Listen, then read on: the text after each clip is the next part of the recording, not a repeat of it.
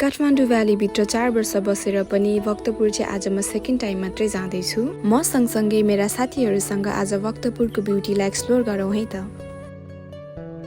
यो चाहिँ भक्तपुरको बिहानी हो। म र मेरो साथी सनम चाहिँ भक्तपुर दरबार स्क्वायरको लागि निस्कियौँ। हामी चाहिँ त्यहाँ पुगेर हाम्रो अरू साथीहरूलाई पर्खियौँ। शर्मिला चाहिँ बौद्धबाट आउँदै थियो भने प्रशंसा चाहिँ भक्तपुरको बासिन्दा नै हो। हामी चारैजनाको भेट भएपछि चाहिँ सुरुमा हामी कुल्फी खान गयौँ। ऊ चाहिँ प्रशंसा हो। प्रशंसा चाहिँ भक्तपुरमा नै बस्ने भएकोले चाहिँ उसलाई यताको सबै कुराहरू थाहा छ, त्यसैले हामीलाई चाहिँ आज उसले नै घुमाइरहेको छ। म चाहिँ ललितपुरमा बस्छु अनि प्राय हाम्रो कामहरू चाहिँ काठमाडौँ ललितपुरमा नै हुने भएकोले चाहिँ भक्तपुर चाहिँ हामी खासै आउँदैनौँ। म चाहिँ अहिले भन्दा 2-3 वर्ष अगाडि चाहिँ घुम्नको लागि भक्तपुर गएको थिएँ र त्यस पछाडि चाहिँ यो मेरो सेकेन्ड टाइम मात्रै हो। मलाई पहिलोचोटि भक्तपुर आउँदा नै एकदमै राम्रो लागेको थियो र फेरि पनि आउन मन थियो अनि आज चाहिँ जुरेको छ। प्रशंसाले हामीलाई यहाँ चाहिँ मिठो भाडा पाउँछ भनेर लगेको थियो। ठाउँ चाहिँ अलिकति सानो भएकोले हामी गर्मी भएर एकछिन बाहिर बस्यौँ। त्यस पछाडि चाहिँ हामी पटरी स्क्वायरतिर गयौँ, तर आज चाहिँ हामीले पटरी गर्ने प्लान गरेको थिएन अनि हामी चाहिँ भाजु पोखरी जाने भनेको थियौँ।